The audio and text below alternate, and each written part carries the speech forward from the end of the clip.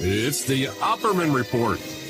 And now, here is investigator Ed Opperman. Okay, welcome to the Opperman Report. I'm your host, private investigator Ed Opperman. You can find me at Opperman Investigations and Digital Forensic Consulting, either through my website, emailrevealer.com, or just email me directly at oppermaninvestigations@gmail.com. Our archives are always free. You can find them at Spreaker.com, and if you go there and look through the archives, you can find, I think, in the top 3 most popular shows, Jane Margolis, who came on years ago, 9 years ago, to talk about the murder of Marilyn Monroe. He's got a brand new book, My Maril, Marilyn Monroe, Ronald Reagan, Hollywood, and Me. And it's about this woman, Terry Karger, who met Marilyn when she was just a little child, and Marilyn was her babysitter. Knew Marilyn for 14 years. So, Jane Margolis, are you there? Yes, I'm here. Great to have you back, my friend. Before we get into this whole book, My Maril, Marilyn Monroe, Ronald Reagan, and Hollywood, tell us about yourself. Who is Jane Margolis? I'm a New York Times bestselling author for The Murder of Marilyn Monroe, Case Closed, which is my second book. My Maril is my third book, co-authored with Terry Karger, who's now 81 years old. And she was 6 years old when she met a 21-year-old Marilyn, dating her Terry's 32-year-old father, who was a composer at Columbia Pictures and a vocal coach, and teaching Marilyn how to improve her voice, and really did a great job, by the way. If you listen to Ladies of the Chorus in 1948, her voice is unbelievable. It's actually probably a lot better than some of her other pictures that came later, and it's very impressive. So he did a number on that. And I've just been investigating Marilyn Monroe since 2005. I've come out with 3 books on her. And this book that I'm writing right now, the third book, that just came out, it's more about her life rather than her death, although there are 2 chapters in the end that deal with how Marilyn Monroe was murdered. Yeah, the previous books are The Murder of Marilyn Monroe, Case Closed. Another one is Marilyn Monroe, A Case for Murder, and both written by Jay Margolis. You can find them on Amazon. You can also find Jay on Instagram at Marilyn Murdered on Instagram. You got some books coming up on RFK, too. I know last time you were on the show, you're an expert on RFK, right? That's correct. I'm doing 2 books on the Robert Kennedy assassination. One is on a full-length book on the Robert Kennedy assassination, which I plan on, just co-authoring, or not doing any co-authors at all, just me, myself, as a sole author. And the second book that I'm doing on Robert Kennedy assassination is I'm actually going to co-author with Scott Enyart.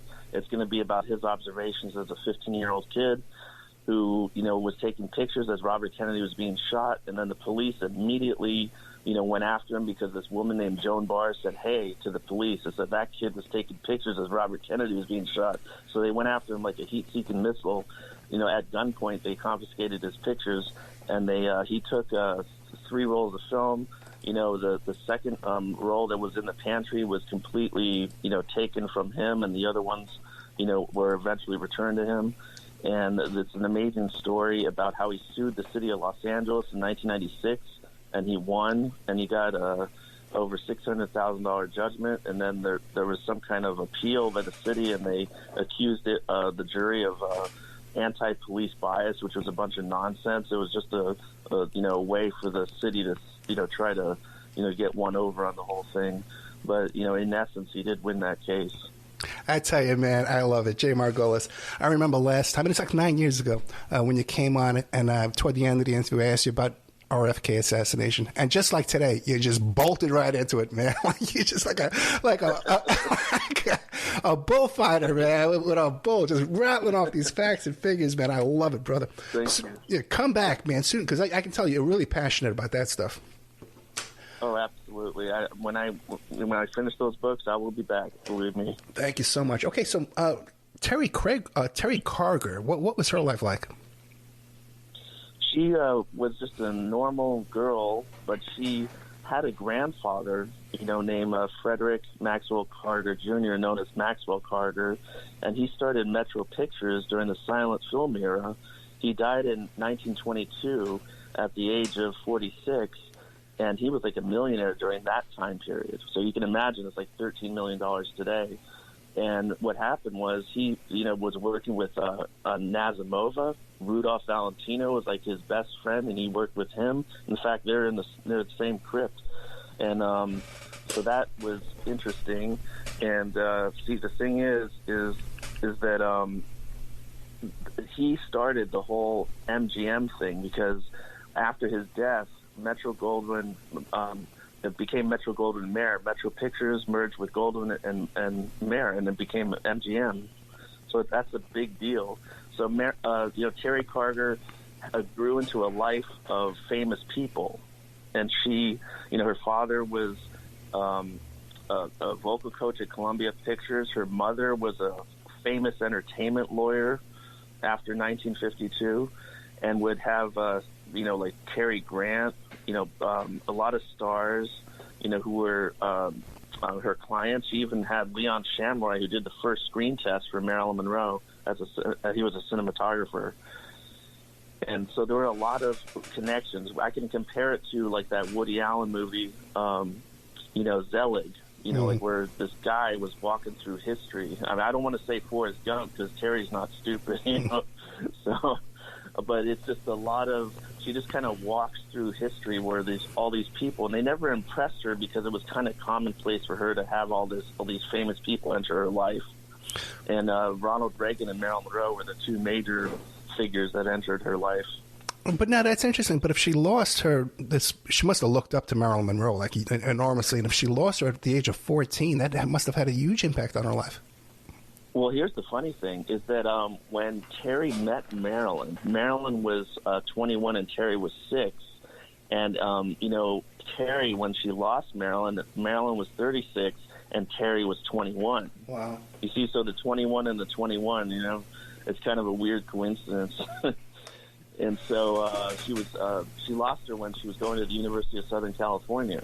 And so she knew her from the time she was a little kid, and she grew up with her. So it's almost as if Marilyn was like a surrogate big sister mother, to Terry, and got to take care of her, take her to Christian Science Church, took her to Will Wright's ice cream parlor. They used to get chocolate fudge sundaes, and they'd be looking at the people walking by and just start laughing, and they had a really good time. And this was before Marilyn was famous, so, Terry has this perspective where there's this woman who hasn't quite made it yet. And then when she does make it, it's all the more wonderful because she actually knows her, Does she have any information? You hear about those rumors of, what was that, Elizabeth Short, the Black Dahlia, that supposedly they had dinner together, you hear those stories. Does she have any information about that? No, Terry does not have any information about that, unfortunately. Now, also, to look at the bottom of the thing, it says there's a bunch of previously photos, previously unpublished photos inside this book. That's great, man. That's great. Can't wait to take a look at that. Does Karger, does she have any kind of opinion about the murder of Marilyn Monroe? She always believed that Marilyn did not commit suicide, that she did not take her own life. And when she learned that, that the autopsy surgeon said it couldn't have been an accident, well, then there's only one other choice, murder. And, her cousin Ben definitely believed it was murder. He says that, that person, should rot away, and whoever that person is. And so Ben was very convinced that it was a murder. And her cousin Jackie said, "Oh, everybody tried to make it look like it was an accident, and obviously wasn't." You see, on an empty stomach, you would expect someone to say, "Oh yeah, they could have committed suicide if they had undissolved capsules in their stomach." But she didn't have not one undissolved capsule in her stomach, but she had enough drugs in her blood to kill 3 people. So in her blood, from the toxicology reports, you could tell that she had the equivalent, and I don't say that she swallowed 47 pills, she had the equivalent in her blood of 47 Nebutols and 17 chlorohydrates. And some people were theorizing that maybe she committed suicide by breaking down the pills, into a liquid, and then taking it all in a drink like that she could have just drunk it. Well, that would suggest that she committed suicide with the intent, of killing herself. But the reason that couldn't have happened was because when the ambulance attendant, James Hall from Schaefer Ambulance, got on the scene, Pat Newcomb was there, and she says, she's in there. I think she's dead. I think she's dead. And Pat Newcomb said that, and Hall says, well, what's wrong with her? And Hall says, well, I think she took some pills. So Hall immediately smells her mouth and notices there's no odor of pear, like a fruity, peary smell, which would come from the chlorohydrate, and no odor of drugs from the Nebutol. So what he noticed was that she had not taken it in the mouth in liquid or pill format. So anybody saying that she broke down the pills and swallowed them in a drink is just, that doesn't hold up. And your conclusion is suppositories. Well, a lot of people in the 80s were suggesting that it could have been a suppository, like Dr. Sidney Weinberg, a coroner in New York. But he was a very famous coroner, and he's passed away now. But he said that she did not swallow these drugs, that he said to consider the possibility of an injection or a suppository. However, let's think about enema instead of suppository, because Peter Lawford made a comment to his third wife, Deborah Gould, and he said Marilyn took her last big enema. Not that she took it herself, but he had knowledge that she was being given an enema, because you can't really give yourself a drug enema. You'd pass out before you give yourself the whole thing. So somebody had to have given it to her, and that would explain the purplish discoloration of her colon at the autopsy. Right, because you'd have to be awake to remove it and dispose of it. Right. Otherwise, it would be sitting right there. Hey, what about, you hear these stories about Anthony Spilotro? Which one? Anthony Spilotro, Tony Spilotro from the movie Casino, who's the Vegas mobster, came out of Chicago. Oh, not... I heard of this guy, what's his name? It starts with a G. He was a Gianni or something. Gianni Russo. Mobster.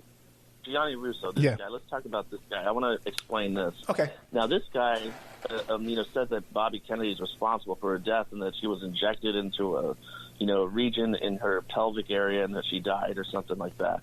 And so the funny thing about this guy is that he said that he had possession of pictures of JFK and Marilyn hugging each other. Okay? Now, the funny thing about that is that they produced it on the screen when they're doing a YouTube video, and he says, yes, that's the picture. Now, the funny thing about that is that was actually done by a photographer who specializes in trying to trick you into thinking they're real pictures, and they're not. That's interesting. I had Gianni Russo on the show. He's been on the show. What happened to Bill Clinton? This woman would also create pictures of Bill Clinton, and there would be provocative pictures, and people would think, "Oh, is this real?" And it wasn't, And so the same thing was done with. They had a couple of actors play JFK and Marilyn, and so this Russo guy is saying, "Oh, well, this was a real picture," and it's not. It's a fake. And so, you got to wonder, his whole credibility just goes right down the toilet. Very colorful fellow, let's put it that way. Okay. Yeah, right.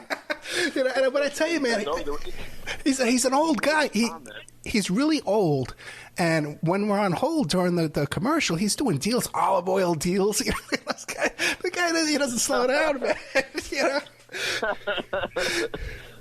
It's funny because he says to Marlon Brando, he says, "Oh, I slept with her because there was a little mark on her thigh or something," and then Marlon Brando says, "Get out of here," he's just like, he says, "You did," and it's like, "Oh yeah, come on," this is just nonsense, it's like it's saying these stories to try to get you to believe it, and he gets the timing wrong. He says he was underage when he slept with Marilyn, and he says, "Oh, this was during Some Like It Hot," but if you do the math, I think he's over 18 during Some Like It Hot, so he doesn't even know what he's talking about. Yeah, I'll have to replay that episode. He also talks about sleeping with Victoria Gotti, which it's pretty. Anyway, we're not going to get into all that because there's so much here. Now, our friend here, Terry Karger, she knew Ronald Reagan.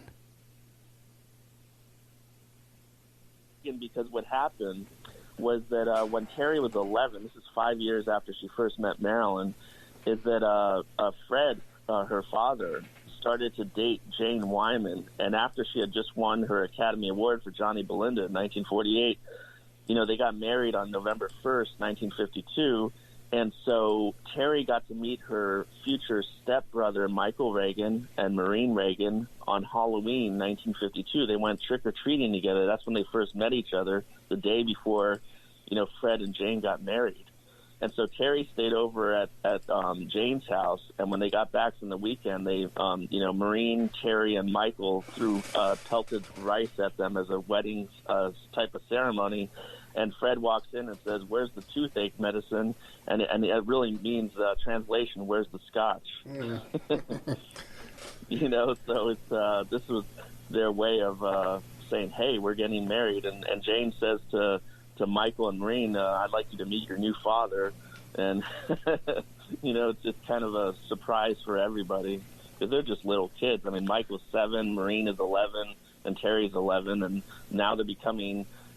Because Ronald Reagan had divorced Jane Wyman, years before, so it was an interesting scenario. And Michael Reagan wrote a foreword for your book.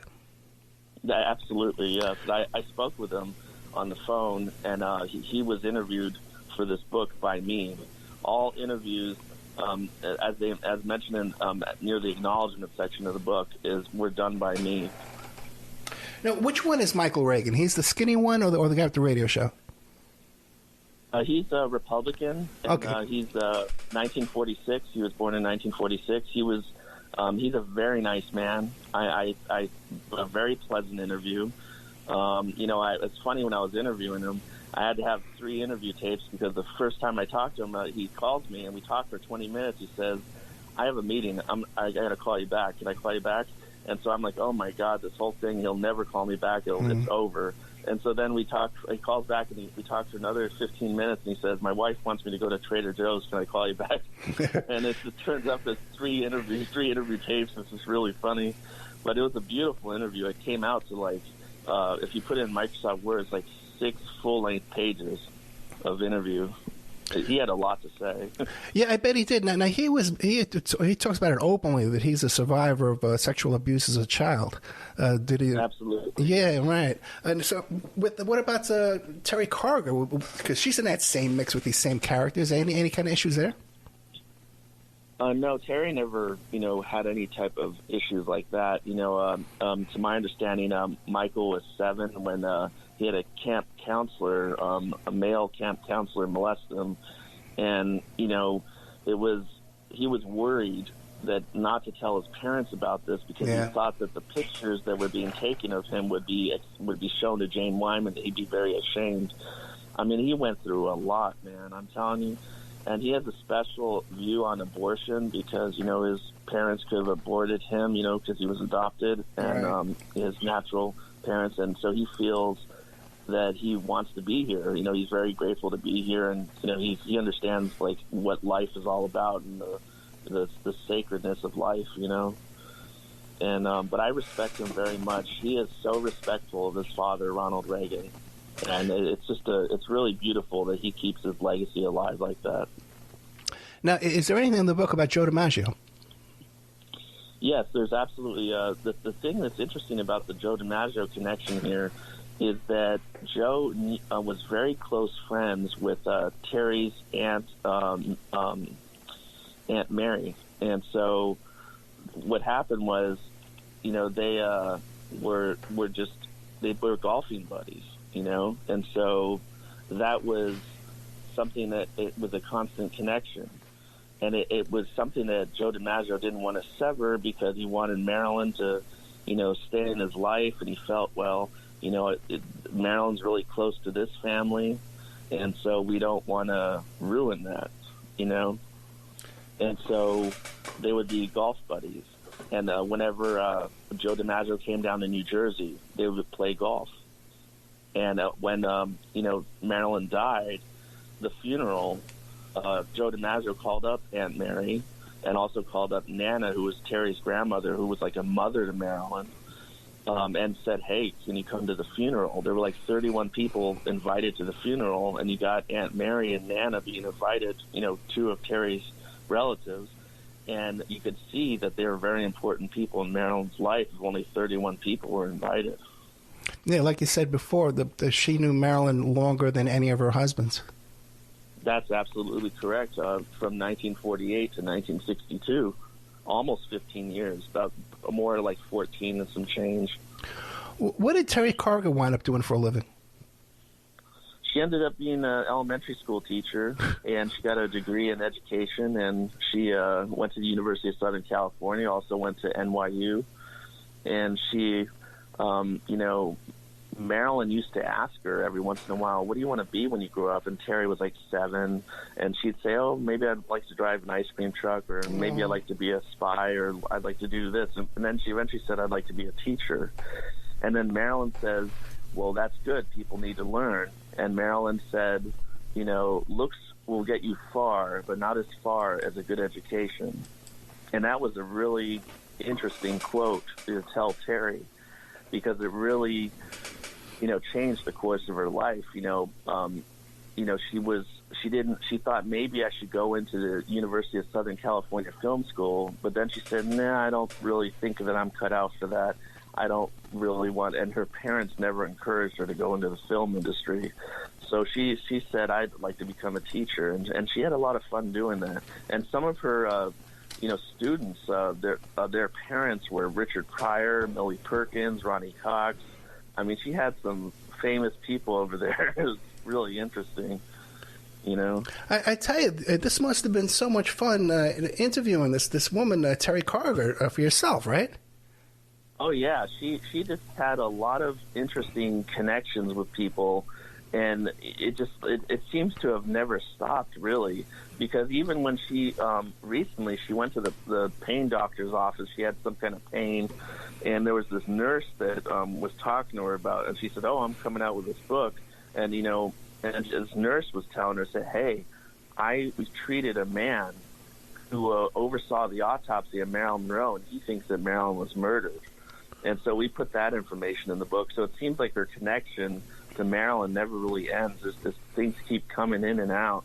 And it's fascinating to see all the everything's overlapping, so to speak. Yeah, and it's so funny because when you try and tell people about this, they'll say, well, how can everybody keep it a secret? But everyone knows. It's not a secret. Everyone knows, man. It's the furthest thing from a secret. It's a great thing. You got a lot of these unseen pictures, Yeah. On August 8th, 1954, at her cousin Jackie's wedding, Terry's cousin Jackie's wedding, Marilyn wanted to step in unnoticed because she knew that Jane Wyman and Fred Karger were going to be there, and she didn't want to interrupt Jackie's big day by making a big interruption, so to speak. It wasn't that she feared what Jane Wyman would do, but so she went upstairs into the choir loft, and she snuck down afterwards and ran into Fred and Jane, and she put her hand to her mouth and gasped, and then Jane says to Fred, let's go, and they run out of that parking lot and then they drive away. And right after that, there are these pictures that are taken that have never been published outside of Terry's family, have never been seen outside of Terry's family, where it shows this luminescent Marilyn, like she just came off a wonderful movie set, very well dressed, and a beautiful blonde tousled hair, and she's smiling, and there's a couple pictures taken of the new husband, Herb Rigoni, with Jackie, Warren Rigoni, and Marilyn, and Marilyn is has the Herb is in the middle, and Marilyn's on one side, and Jackie's on the other. And Jackie's getting a little bit jealous that, Herb is kind of putting his hand on Marilyn. It's kind of funny. And it's from a film that Jackie's father took. He took this film. It's a few minutes long, and it just shows Marilyn walking around. And we took those pictures that are in there are still frames from the film. And if you look on the dust jacket of this book, you'll see that they're in color. We wanted to preserve the color of this by putting it on the back dust jackets. And there's also a second film that Ben's father took, Walter Short took, his stepfather, and it shows just a cigarette, not marijuana. See, in 2009, there was this, a really bad version, a VHS version of a tape that came out that said, oh, Marilyn's smoking marijuana. But no, It was just a cigarette. And so Ben says, I was in the room, and all these colonels were in the room. If it was really marijuana, they'd be in Leavenworth prison. Mm-hmm. You wouldn't be walking around. And you also have a picture of Marilyn with the same cigarette talking to Colonel Yeager. So I don't think that Colonel Yeager would be like, yeah, we're all just smoking marijuana here. It doesn't make any sense. Not to mention the fact that her cousin, Terry's cousin Ben, said absolutely not marijuana. It was a cigarette. I was in the room. I would have known. But then again, you hear these other stories about Dr. Feelgood going into the White House, shooting up JFK with monkey brains and speed and all kinds of stuff, Absolutely. And that very may be, but I mean, in this instance, there's no proof in this case, right. That Marilyn was smoking marijuana. Just like people say, oh, well, Marilyn could have committed suicide. We'll say no. Well, no undissolved capsules, not in this case. You see, so you could say that Marilyn committed suicide had you found undissolved capsules. Or if somebody were to validate the marijuana thing, then you would say, yeah, then maybe that's true. But everybody was vociferously denouncing it in Terry's family. This must have been such a labor of love, for you to be able to look at these exclusive videos and all this kind of stuff and meet all these people. This just must have been a great experience. How many years were you working on this one? I was working on this for a number of years. We had to get it just right. I mean, it's one of those things where, you have to interview the family. You have to, just have a strong narrative. You have to put all the stories into perspective. You see, that's why we wrote it with the timeline of Marilyn's life. A lot of people may think, oh, well, you're rewriting, again, Marilyn's life and doing it over again. Well, that's not the purpose of it. We're trying to create a frame of reference for when all these stories happen so that people can say, okay, well, it happened during this time in Marilyn's life. If we were just to have all the stories all jumbled all over the place, people would say the story was a mess. We needed to have it structured. So that's why we did it that way. Okay, for the audience, keep in mind we're talking to Jay Margolis. The book is called My Maril, because Maril was like a short nickname for her. Am I pronouncing that right? Maril, that's how she would say it? That's correct. It was a nickname that Terry's grandmother Nana gave her as a short for Marilyn, and that was just a little nickname that stuck with her, and so the whole family would call her Maril, and it was something that nobody else called her. It was just Terry's family. My Maril, Marilyn Monroe, Ronald Reagan, Hollywood, and me. And I was just on the Instagram, too, Marilyn Murdered. A lot of great content on there, too. A lot of stuff I've never seen before on there, too, as well. Plus little excerpts, it looks like, from the book. So keep an eye out for that, too, as well. Yeah. Now, what about Sinatra? How does he fit into all this? Frank Sinatra? Yeah. Well, let's see. Terry knew Frank's kids, Nancy and the rest of them, Frank Jr., but she just saw them around Beverly Hills. That was about the extent of what she saw there. I mean, she was just a kid at the time, So, and that was the extent of the Frank Sinatra connection. She didn't know much more than that. I mean, Marilyn herself did have an intimate relationship on and off with Frank Sinatra, especially during 1961 after she had divorced Arthur Miller. They kind of picked up again, and Frank was trying to be friendly with her and gave her a dog named Math, that she named Math because it was short for Mafia. So, Marilyn was making a joke there, No, so then what about, did Terry Karger have any information about relations with JFK and RFK? Well, this is how she explains it. It's very interesting. She said that while Marilyn was alive, that that Marilyn never discussed it with her, but discussed it with Nana and with Terry's mother, Patty, who was actually a best friend along with Aunt Mary. You see, Patty, Terry's mother, and Aunt Mary, Terry's aunt, who was the sister of Fred. That's who Mary was. These three, Marilyn, Mary, and Patty, they were known as the Devilish Trio. So they were like best friends. They would do all these pranks together, including right after the 7-Year Itch came out. Marilyn and Patty and Aunt Mary went over to see a big oversized cutout of Marilyn. They stole it and put it on Jane Wyman's lawn, and as a joke, They do a whole bunch of things, and it was just a very, very funny thing. And so that's something that's not really known, is that Marilyn actually had some female best friends in Aunt Mary and Patty. And Patty believed that Marilyn was murdered.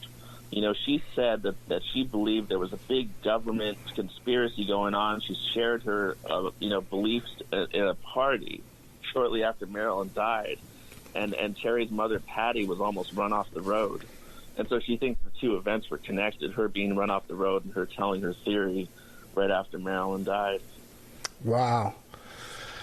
Were there any, since they were all associated with all the same people, they were friends with people that probably killed her, friends with people who probably raped her, were there, after these incidents, were there big falling outs and feuds between the friends and families and groups?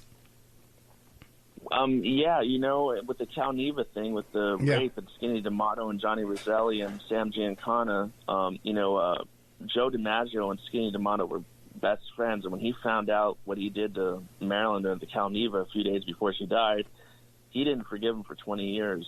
Surprised he forgave him at all. But these were, it's just a very sad thing, that Marilyn had to go through all this, and she really loved Joe. She was going to get remarried to him, believe it or not. This is validated by Marilyn's half-sister, Bernice Miracle, and also the Bernice's daughter, Mona Ray Miracle. And they said that they don't believe in any of the suicide theories, and that they were definitely going to get remarried. And the executor of Joe DiMaggio's estate, Morris Engelberg, who has no relation to Marilyn's physician, Hyman Engelberg, said that August 8th, 1962 was going to be their remarriage date, but it turned out to be her funeral date. So Joe knew that Marilyn had been murdered, and he always blamed Bobby Kennedy for it. He told Harry Hall, his best friend, he says, Bobby Kennedy killed her. Are you familiar with the work Mike Rothmiller has done? He wrote a book about all this. Yes, I'm familiar with his argument, and he argues that that Bobby Kennedy forced Marilyn to drink something that he put in there, and then she passed out and died. But there's absolutely no evidence for that. In fact, what I find very suspicious is that, I like Mike Rothmiller. I've interviewed him, and I do believe that he saw a photocopy, or not a photocopy, but like pictures taken of Marilyn's diary for the LAPD, the Organized Crime Intelligence Division, the secret file rooms. So in 1978, he's sitting there looking at this, and he doesn't see the original. But when he starts talking about having an interview with Peter Lawford, I found it kind of curious that he didn't record it. I mean, this is like one of those most important things you're going to be doing. And so he's basically recalling it from memory and notes. And there were other people that made the argument and said, well, why didn't you record it? Because if you recorded it, we could all listen to it and believe you. But he didn't record it, so it's kind of his word against ours about that Peter Lawford interview he claims he has. Yeah, I've had him on the show a few times. He's got some great stories, man. He's got some great stories. And one about this smuggler in California that he and his partner were chasing down. And then at the end, he says, oh, yeah, my partner works for him today. His partner went to work for the king. He said he's coming out with a Robert Kennedy assassination book, too. And I said, when? He says, I'll release it at the right time. I'm like, okay. Oh, that's interesting. And he says, I said to him, well, what about this information you have? And he says, I understand, the need for you to know what I know, but you'll know when the time is right. Very interesting. And I'm like, okay, whatever. Hey, what do you think of that whole? I'm going to ask you this last time, but that whole situation with Geraldo Rivera. Oh yeah, where they tried to cancel the whole thing about the Anthony Summers research with it was. Anthony Summers says, well, the reason all this happened was because the Kennedys, got to Geraldo and said, hey, you got to take this off the show. You can't have this. You can't report on this. This isn't well researched. But the truth is, he had all these sources that would validate that Bobby Kennedy was there the day of Marilyn's death. And I mean, we're talking about the 1980s before the internet. The Kennedys are really kind of, squirreling around trying to really kill all these stories. In fact, what was interesting was that when William Woodfield, got one of the logs, to show that Bobby Kennedy had left LAX, back to San Francisco, he called up the Attorney General's office, in 1962, and he said, would the Attorney General like to comment on the fact that he was at Marilyn's house or, near her proximity the day of her death? And they replied back to him and said the Attorney General would appreciate it if you didn't report on that story. Wow. But back to Geraldo, has he ever come out and said what he knows about Marilyn and JFK? No. Geraldo doesn't know much. He's just a reporter. He didn't do any independent research. He's just reporting on what Anthony Summers was bringing him. You see, it's like, it's like asking you, what do you know about JFK? But Anthony Summers is talking to you. It's like Anthony Summers is the one with the information. Geraldo was just the guy that was, cutting the story out because the Kennedys didn't want it aired. Yeah, if you look at the trajectory, he became very, very, very wealthy. Okay, after that, helicopter, private island, his own newspaper, tons of money suddenly. Whatever. That's very suspicious. Yeah, I mean, it could be connected, until we can find out the truth. That's very suspicious. Did you get a chance to talk to Buddy Greco? I did, and he really, he didn't know who I was, and he didn't really feel like talking. But funny enough, I ended up in a documentary with him called the Death of Marilyn Monroe, The Missing Evidence. It's a Smithsonian Channel documentary in 2014, directed by Rennie Bartlett, and he was on the documentary. And I talked to him for a few minutes, and he just wasn't interested in doing an interview. Yeah, I've had similar experiences with him as well. He has like the last photographs of Marilyn Monroe alive that he was trying. Absolutely. Yeah. And so when I say that on my first book, it was the last professional photograph. See, his pictures aren't professional, and I guess George Barris wanted to make that clear that he took the last one on July 13th, 1962. But Buddy Greco, the last couple days of her before her death, he took just these personal, unprofessional pictures. I mean, they didn't look professional, but they were nice looking, but they weren't. He wasn't a professional photographer. Do the Karger family, do they have any opinions about the assassination of JFK and RFK? No, that was never something that came up. Okay, so then what else will we find in the book? You'll find, these really cute stories about how Marilyn was like a little bit of a prankster, and she liked to trick people. And she said, "Have you met my dog Fang?" And then she, everybody thought that this big dog would come out and start, chasing people down, and it turned out to be her little Chihuahua. And she actually named Josepha after Joseph Skank, who was one of her benefactors at 20th Century Fox. And around her family, Marilyn used to call the dog Joe Zephyr. It was like a nickname that was only known to Terry's family. There were other little pranks I was mentioning earlier about the devilish trio with Patty, Terry's mother, and Aunt Mary and Marilyn. And there was this guy who worked for Packard Bell Electronics. He was an executive named Howard Thomas. And, after, Terry's parents had divorced, her mother was dating this guy, Howard Thomas. And so, what do you get for a guy who's got a lot of money? And so he's got a birthday party coming up, and so what happens is there's this big present wrapped in cellophane, and so Patty says, "Unwrap your present." So then Howard Thomas starts taking the cellophane away, and underneath all this is Marilyn Monroe with a big red bow. And it was like a funny little joke, And then she says "Happy Birthday" in her breathy voice, the Marilyn Monroe voice. Hey, what about this? Did they say anything about her drug use or alcohol use or stuff like that? Yes. What Terry noticed was that, during the early years, before she became famous, she would stick to, no stimulants. Like she would just, not have tea or coffee, or cigarettes. It would just be very, following the Christian Science principles that, that Maril's Aunt Anna Lauer had taught her. See, Aunt Anna Lauer was the aunt of Marilyn's guardian, Grace Goddard. You see, Grace Goddard was Marilyn's mother's best friend as a film cutter. And so they, she eventually became her guardian. And so Aunt Anna was somebody that took care of Marilyn. And just days after Aunt Anna died, Nana took over the role of mother of Marilyn. You see, that's what's so important about this story, is that Terry's grandmother was a mother to Marilyn that she never had, and that few people realize was like a mother to her. So people say, oh, Marilyn never had a mother. Well, she had a mother in Nana.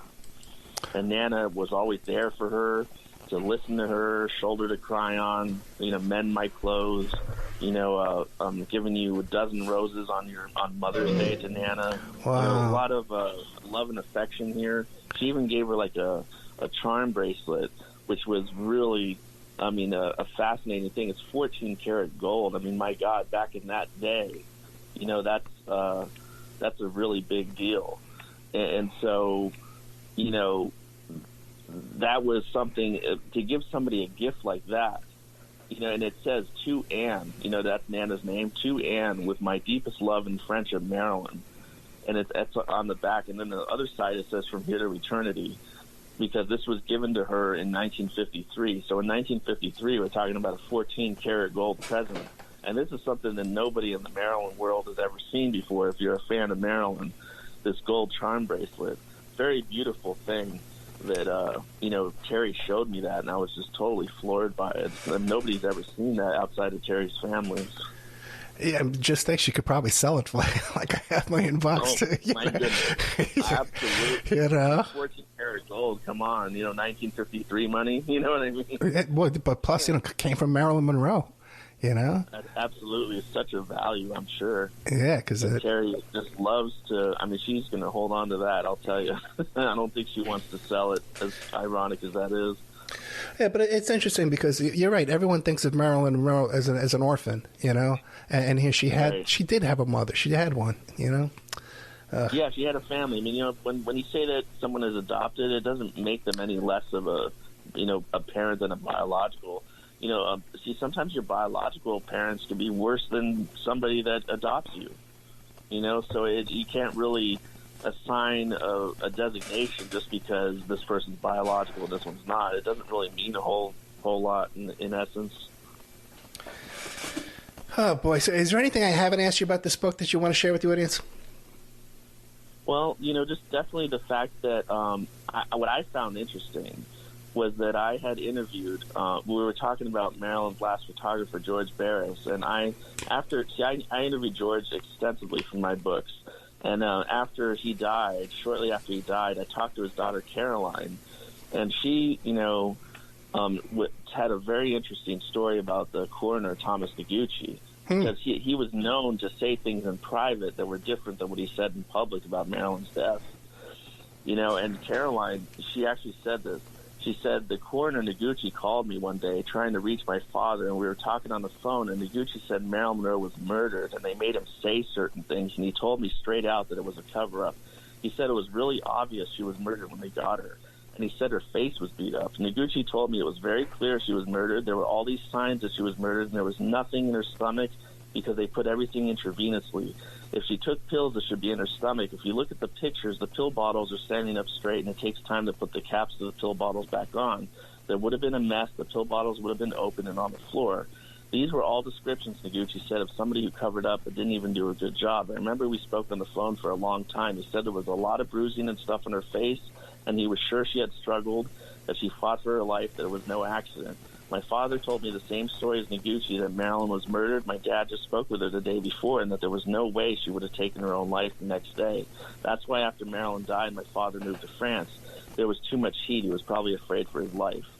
And that's what Caroline told me. And what was interesting, Raymond Straight died recently. He was Jane Mansfield's press secretary. He corroborated what she said, and I had interviewed him years earlier.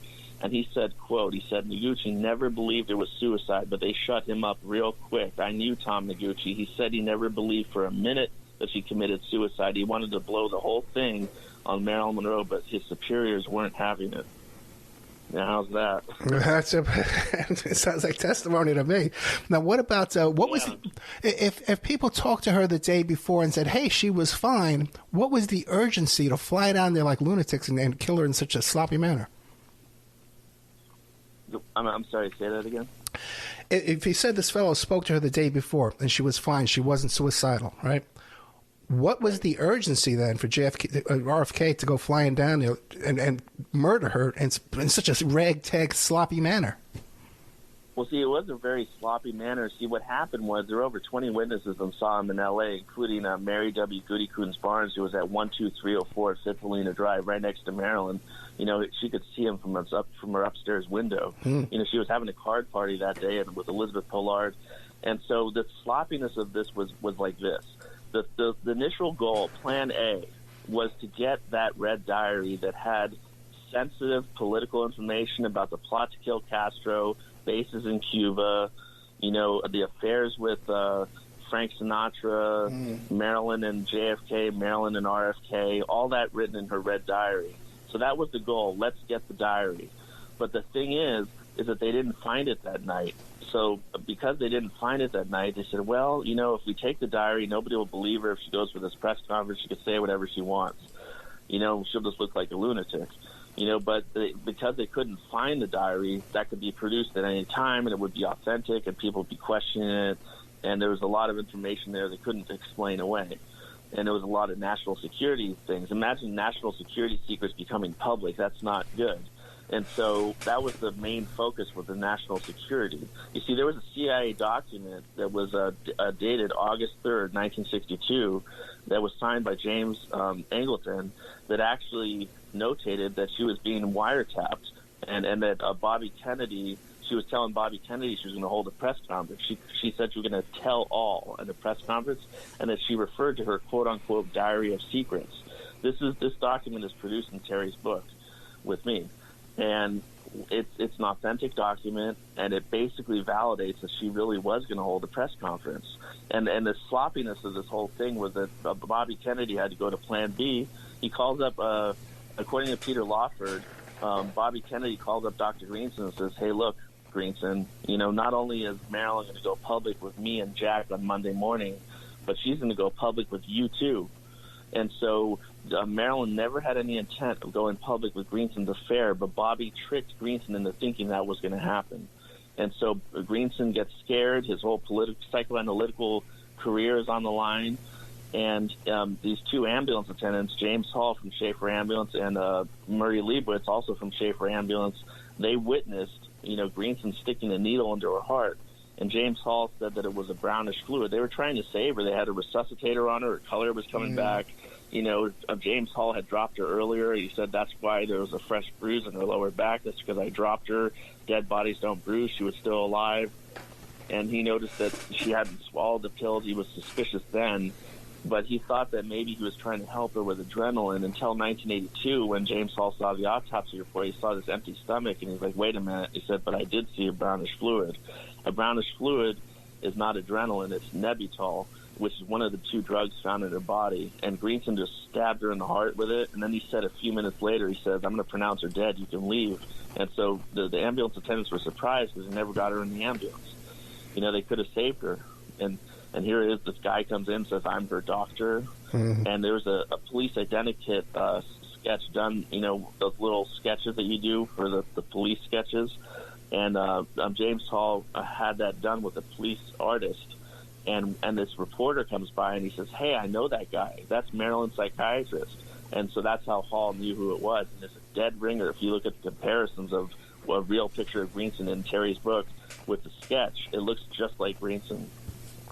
So just to be clear, because go ahead. We're talking about pre-internet. You know, you're not having a guy in 1982 look this up on the internet and put it out there. So I mean, the credibility is much higher for James Hall to have this look like a dead ringer because he's not getting the information from anywhere. You know. Jay Margolis, we are out of time. The book is called My Maril, Marilyn Monroe, Ronald Reagan, Hollywood, and Me. You can find it on Amazon.com. The Instagram is Marilyn Murdered. And just to clarify for the audience, you have stuff about the assassination in this book as well. Actually, with the Robert Kennedy assassination, no, not in this one. No, I mean the murder of Marilyn. Oh, well, the murder of Marilyn Monroe. Yes, we could call that an assassination for sure. Right. Definitely. Oh. It's the last two chapters, 21 and 22. Okay, excellent. And we're going to be keeping an eye on you when you finish up this book, these two books on RFK assassination. And the same day you write it, man. Come on. Absolutely. Yes, I would love to come back on the show anytime. No, me too, man. Thank you so much. Me today. I really enjoyed this, man. Thank you. Good night. Good night.